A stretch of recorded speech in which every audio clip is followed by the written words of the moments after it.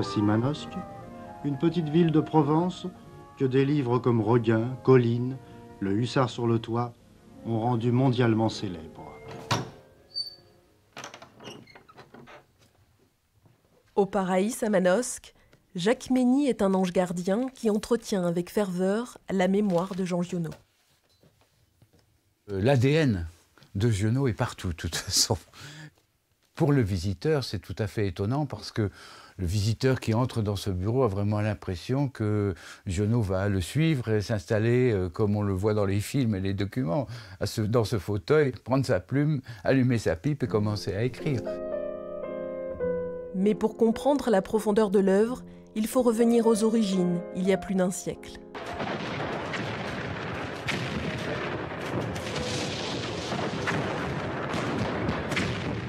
Employé de banque, Giono a 20 ans quand il est mobilisé en 1915. Il plonge alors dans les tranchées et découvre l'horreur.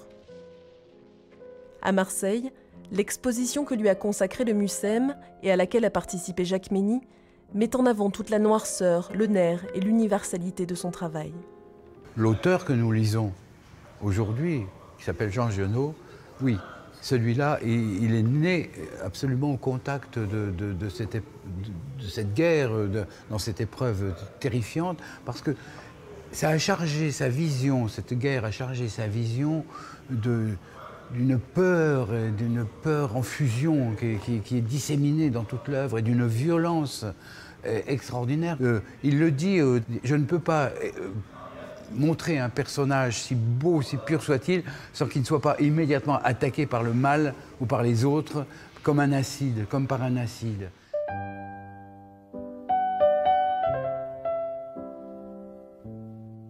Poète revenu des charniers de la Première Guerre mondiale, Giono s'attache autant à décrire la profondeur du mal qu'à en trouver les antidotes. À Manosque, dans sa maison du Paraïs, il vit simplement, se consacrant à l'écriture, à ses amis Bernard Buffet, Lucien Jacques ou André Gide, mais surtout à son épouse et à ses 2 filles, Aline et Sylvie.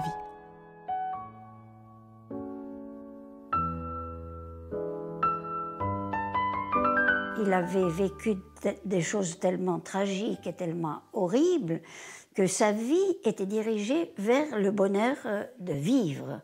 Il aimait la vie et il aimait profiter de la vie.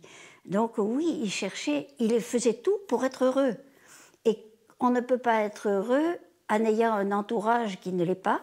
Donc il nous rendait heureux aussi de façon à ce que tout ça baigne dans une espèce d'atmosphère joyeuse et agréable à vivre. Vous pensez que le monde moderne déracine les gens? Oui, je pense qu'il les déracine, je pense surtout qu'il leur supprime les possibilités de bonheur gratuite. Parce que le bonheur, au fond, on s'en inquiète beaucoup et on a raison, mais le bonheur est gratuit. Avec Colline en 1929, Un de Beaumugne, puis Regain, les succès littéraires s'enchaînent. À cette époque, Giono sent que la guerre peut revenir. Avec quelques amis, il se retrouve régulièrement dans un hameau de la montagne de Lure et s'engage corps et âme dans le militantisme et le pacifisme. Cette notion de pacifisme est une notion qui est très importante pour Jean Giono à cette époque-là. Et c'est ce qui va un petit peu motiver ces rencontres du Contadour, ces rencontres annuelles. C'était une vie très simple d'échange, en fait, de retour aux sources. On y écoutait de la musique, on y retapait des bergeries, on y retapait un moulin. Au fond, c'est une expérience de partage de vie complète, intégrale. Je crois qu'on est dans cette logique-là d'expérience collective avec un rapport à la nature qui est très important. En 1939, le cauchemar est de retour et Giono renonce brutalement à ses idéaux. Pendant la guerre, son attitude est aussi floue que controversée. Il est à la fois emprisonné à Marseille pour son engagement pacifiste, publie des textes dans des revues antisémites et pro-nazis et cache des juifs pendant l'occupation. La légende du Giono collaborationniste, c'est une légende, mais il y est vraiment pour quelque chose. Tous les artistes de cette époque-là, à part ceux qui sont vraiment entrés en résistance, et il n'y en a pas eu beaucoup, hein, Il y avait un opportunisme à profiter de la situation, à s'en sortir le mieux possible.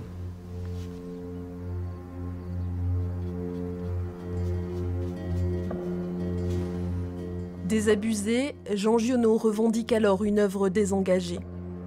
La nature, inquiétante, parfois violente et implacable, s'impose comme un personnage à part entière et envahit toute son œuvre. Dans cet esprit, Jacques Ferrandez signe en bande dessinée l'adaptation du Chant du Monde, un ouvrage majeur et brut de Giono, un récit d'aventure aux faux airs de western dans une Provence revisitée. La nature n'est pas notre ami nécessairement, quoi. Hein. Chez Giono, on est un peu en rupture par rapport à un discours aujourd'hui qui voudrait que tout ce qui vient de la nature est formidable, que l'homme est le prédateur, ce qui est vrai, le prédateur maximum. Mais on voit bien que dans la manière dont Giono décrit la nature, c'est un vrai combat, quoi. C'est-à-dire que on a des scènes, par exemple, de pluie, de neige, où on sent que vraiment on n'est pas dans un élément forcément amical, quoi. Et on voit bien que c'est aussi la nature qui façonne les hommes, et leur dureté, elle vient de là aussi.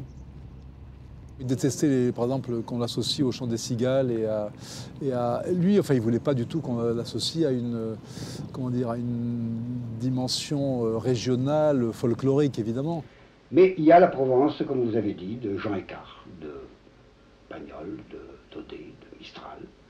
Et puis il y a l'autre Provence, qui est celle qui a été décrite par les grands écrivains, c'est-à-dire aussi bien par Stendhal que par Shakespeare, que par Cervantes, que par Dostoïevski. Celle-là, c'est une Provence à la mesure humaine, c'est plus la Provence dans laquelle on joue de la flûte et où les bergers sont tous bons, où les riches sont tous mauvais, ou enfin tranchés, quoi.